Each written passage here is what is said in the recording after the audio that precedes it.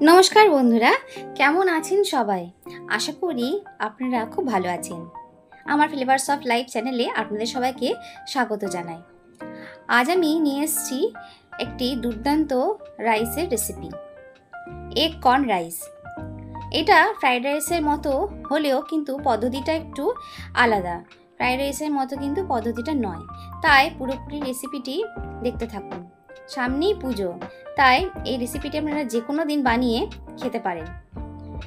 দেখুন, এখানে আমি প্রথমে নিয়ে নিচ্ছি 2 কাপ পরিমাণ বাসমতি চাল। চালটাকে আমি প্রথমে খুব ভালো করে ধুয়ে নেব। ধুয়ে ভালো করে জল দিয়ে আবার এটাকে আধ ঘন্টার জন্য ভিজতে দেব। চালটা একটু ভিজিয়ে রাখলে কি হয়, চালটা সেদ্ধ হয়ে যাওয়ার পরে ভেঙে যায় না। তাই যখনই বাসমতি রাইসের সেটি বিরিয়ানি হোক বা ফ্রাইড রাইসই হোক, যখনই যেটাই আপনারা বানাবেন আধ ঘন্টা চালটাকে অবশ্যই ভিজিয়ে রেখে দেবেন। এদিকে দেখুন, আমি একটা ডেচকিতে জল গরম করতে দিয়ে দিয়েছি। চালটা সেদ্ধ করতে দেব। জলটা খুব ভালো করে গরম হয়ে এলে ভিজিয়ে রাখা চালটা এর মধ্যে দিয়ে দেব। এই রাইসের আইটেমটা কিন্তু খেতে দুর্দান্ত হয়। ফ্রাইড রাইসের মতো মিষ্টি মিষ্টি হয় না, কিন্তু স্বাদটা একদম অন্যরকম। দেখুন, এখানে চালটা আমার দিয়ে দেওয়া হয়েছে। এবার আমি দিয়ে দিলাম পরিমাণ মতো লবণ। চালটা সেদ্ধ হওয়ার সময় লবণটা দিয়ে দিলে চালটার মধ্যে লবণটা খুব ভালোভাবে মিশে যাবে, এবং যখন আমরা এটা তৈরি করব তখন আলাদা করে এক্সট্রা লবণ আমাদেরকে দিতে হবে না। ঢাকা দিয়ে আমি চালটাকে কিছুক্ষণ ফুটিয়ে নিয়েছিলাম। ঢাকা দেওয়ার সময় ক্যামেরাটা অন করেনি, তার জন্য আমি দুঃখিত।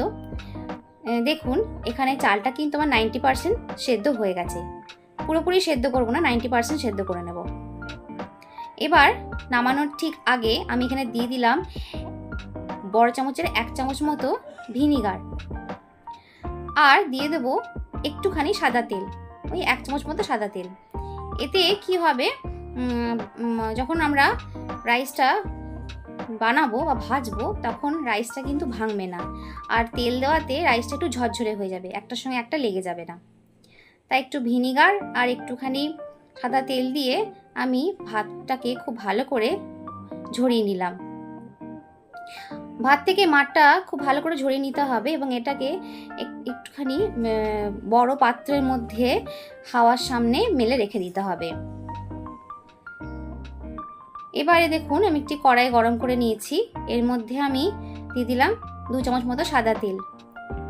এবার এখানে আমি 2টো ডিম খুব ভালো করে ভেজে নেব। একটু লবণ দিয়ে দেব। লবণ দিয়ে এটাকে ঝুরঝুরে করে একটু ভেজে নেব। যেহেতু এগ কর্ন রাইস, তাই এগটা কিন্তু এখানে পড়বে, তাই এগটাকে আমরা আগেই একটু ভাজা ভাজা করে তুলে নেব। খুব লাল করে ভাজার প্রয়োজন নেই, জাস্ট একটু ঝুরে ঝুরে হয়ে এলেই আমরা এটাকে নামিয়ে নেব। এরপর দেখুন, ওই কড়াইয়ের মধ্যে আবার আমি 2 চামচ মতো সাদা তেল দিয়ে দিয়েছি। এখানে আমি দিয়ে দিলাম আদা আর রসুন গ্রেট করা। আপনারা ছোট ছোট করে কুচি করেও দিতে পারেন। ভালো করে আদা রসুনটাকে আমরা ভেজে নেব, এতে ফ্লেভারটা খুব ভালো আসবে। এবার দেখুন, আদা রসুনটা একটু ভাজা হয়ে গেছে। এখন দিয়ে দিলাম আমি একটু কুচো করে রাখা পেঁয়াজ। এখানে আমি একটা পেঁয়াজ দিয়েছি, এতে আমার হয়ে গেছিলো। আপনারা যদি চান তাহলে একটু পেঁয়াজের পরিমাণটা বাড়িয়েও নিতে পারেন। এবার আমি এখানে পেঁয়াজটা ভাজা হয়ে গেছে, দিয়ে দিলাম কুচি করে রাখা গাজর, ক্যাপসিকাম আর বিনস, আর একটুখানি সুইট কর্ন। সুইট কর্নটা কিন্তু আমি সেদ্ধ করিনি, ডাইরেক্ট দিয়ে দিয়েছি। আপনি যদি বয়েল করেও দিতে পারেন। যদি বয়েল করে থাকেন তাহলে এটাকে পরে অ্যাড করবেন। সবজিগুলো ভাজা হয়ে গেলে তারপরে সুইট কর্নটা দেবেন। আমি যেহেতু সেদ্ধ করিনি, তাই আমি আগেই দিয়ে দিলাম। দেখুন, এখানে আমি দিয়ে দিচ্ছি একটুখানি লবণ। আমি লবণটা সবজির পরিমাপে দিয়েছি, কারণ চালটা সেদ্ধ করার সময় আমি অলরেডি লবণ দিয়ে দিয়েছি, তাই বেশি লবণ দিলে নুনটা পরিমাণটা বেশি হয়ে যাবে। আমার সবজিগুলোকে আমি ঢাকা দিয়ে দিয়ে ভেজে নেব। দেখুন, ঢাকা দিয়েছিলাম, আবার ঢাকাটা খুলে মাঝে মাঝে এইভাবে নাড়াচাড়া করে নিতে হবে। গ্যাসের ফ্লেমটা কিন্তু একদম লোতে রাখতে হবে, নাহলে সবজিগুলো পুড়ে যাবে, ঠিকঠাকভাবে সেদ্ধ হবে না। 5-7 মিনিট আমি সবজিগুলোকে ঢাকা দিয়ে ভেজে নিয়েছি। এবার ঢাকনাটা খুলে দেখুন আমাদের সবজিগুলো কিন্তু ভাজা হয়ে গেছে। দেখুন ঢাকা দিয়ে ভেজেছি বলে সবজিগুলো কি সুন্দর সবুজ সবুজ হয়ে আছে, কালারটা কিন্তু একদম চেঞ্জ হয়নি। তাই ঢাকা দিয়ে সবজিগুলোকে ভেজে নিতে হবে। সবজিগুলো ভাজা হয়ে যাওয়ার পরে আমি এখানে দিয়ে দিলাম সেদ্ধ করে রাখা বাসমতি চালটা। দেখুন হাওয়ার মধ্যে মেলে রেখেছিলাম বলে চালটা কি সুন্দর ঝরঝরে হয়ে গেছে। আর ভিনিগার আর সাদা তেল দেওয়াতে এর মধ্যে যে চিপচিপে ভাবটা সেটাও আসেনি। এবার দিয়ে দিলাম 1 চামচ পরিমাণ মতো সয়া সস। আমি যে পরিমাণ চাল নিয়েছি ওতে 1 চামচ সয়া সস দিলেও ঠিক হবে, তার থেকে বেশি দিলে টেস্টটা নষ্ট হয়ে যাবে। এবার আমি দিয়ে দিয়েছি 1 চামচ মতো chilli sauce, red chilli sauce দিয়েছি, আপনারা চাইলে গ্রিনটাও দিতে পারেন। আর দিয়ে দিলাম গোলমরিচের গুঁড়ো, ভেজে রাখা ডিমটাও দিয়ে দিলাম। এবার সবকটা উপকরণকে আমরা চালের সাথে খুব আলতো হাতে মিশিয়ে নেব। খুব বেশি নাড়াচাড়া করব না, যদি খুব বেশি নাড়াচাড়া করি তাহলে চালগুলো ভেঙে যেতে পারে, ভাতটা ভেঙে যেতে পারে। এবার দেখুন দিয়ে দিলাম স্বাদ মতো চিনি।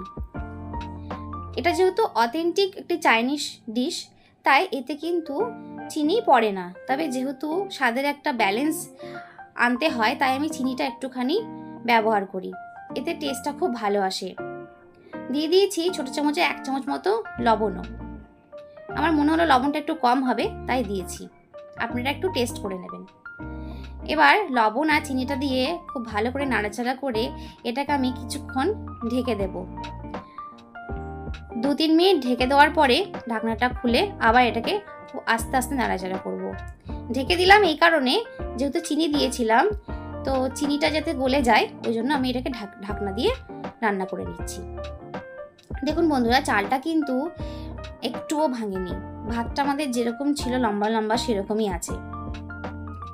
কিছু টিপস আর ট্রিক্স যদি আমরা ফলো করি রান্না করার সময় তাহলে কিন্তু আমাদের রান্নাটা একদম পারফেক্ট হয়। বন্ধুরা আমাদের কর্ন এগ রাইস কিন্তু একদম রেডি। আপনারা চাইলে ওপর থেকে একটু স্প্রিং অনিয়ন ছড়িয়ে নামাতে পারেন। আমার রেসিপিটি আপনাদের কেমন লাগলো অবশ্যই কিন্তু কমেন্টে জানাবেন। যদি ভালো লাগে রেসিপিটি তাহলে লাইক শেয়ার করে দেবেন। আর কোনো নতুন বন্ধু যদি আমার রেসিপিটি দেখে থাকেন তাহলে অবশ্যই আমার চ্যানেলটিকে সাবস্ক্রাইব করে দেবেন আর আমার পাশে এভাবেই থাকবেন। আবার দেখা হচ্ছে নতুন রেসিপি নিয়ে, ভালো থাকবেন, ধন্যবাদ।